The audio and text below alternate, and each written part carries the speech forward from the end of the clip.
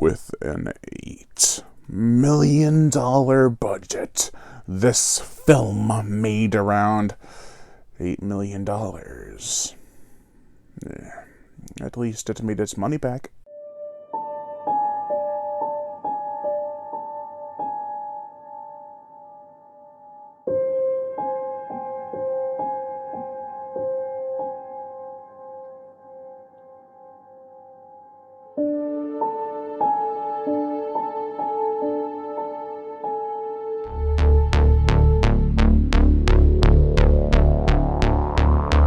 Deepstar 6. This is the 1989 underwater horror film that was directed by Sean S. Cunningham, who also directed the original 1980 Friday the 13th.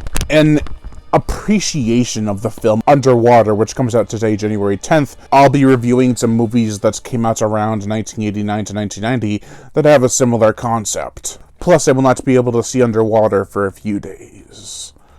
So, might as well make it up to you guys somehow. But before we get into it, make sure to like, comment on, as well as share this video.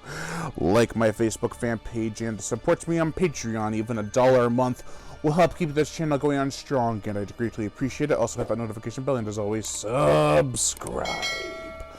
Alright, let's get into this. The plot. A team of 11 undersea explorers soon uncover something rather prehistoric after accidentally setting off some bombs. From an undersea cave, it rises to begin attacking.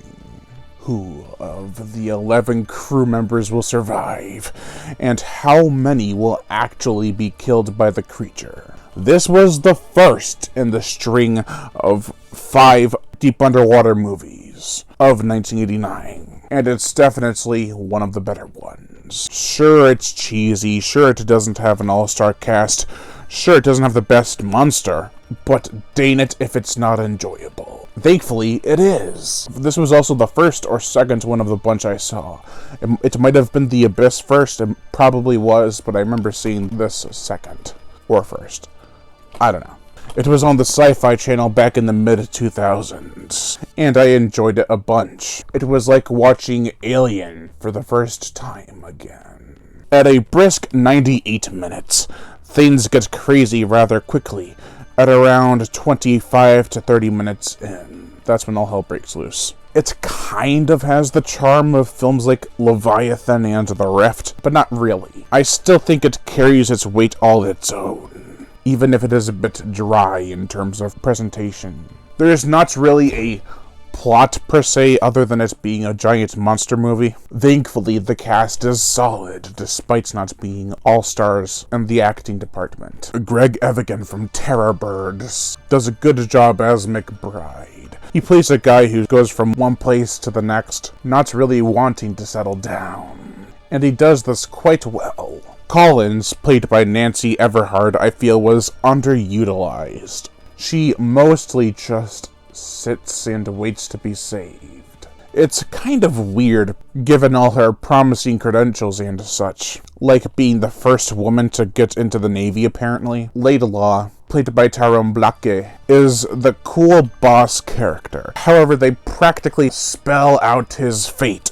several times with pictures his kids drew for him, and the fact that he has a family waiting for him back home. At first, you might think Scarpella, played by Nina Peoples from Lavalantula, and Richardson, played by Matt McCoy from Abominable, would be the main characters. You would possibly think that. But even though they're stronger characters in some regard, it's kind of not how it goes. Richardson is probably my favorite character of the bunch.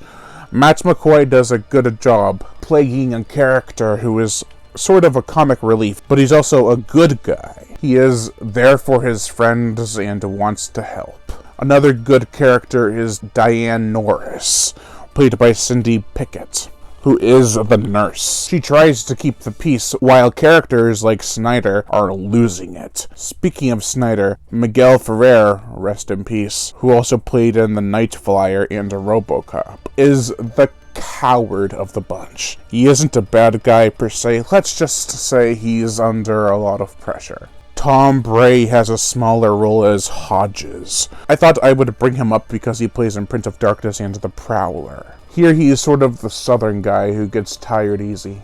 So the pacing and cast are good.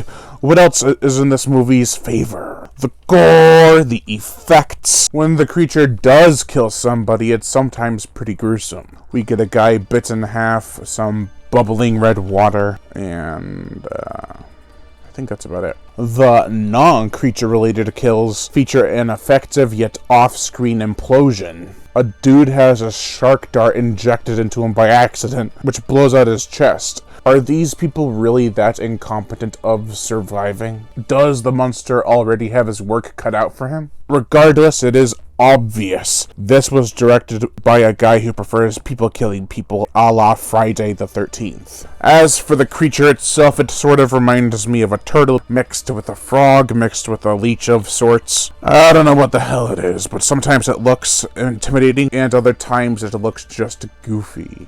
The underwater effects are pretty good for the most part. They don't stick out in a bad way. More, and this is what we could do with the budget we had, kind of way. The motion picture soundtrack, Harry Manfredini, who composed Friday the 13th parts 1 to 7, Jason Goes to Hell, Jason X, House, I think House 2, etc., does a decent score with this movie. Nothing too different from Leviathan, and some music sceners have a hint of Friday the 13th. Still, it works with what it sets out to do, which is accompany a cheesy monster movie. It does show that he grew as a composer, though, and I can appreciate that. This could have been better. I mean, look at that awesome artwork. It also could have been a lot worse.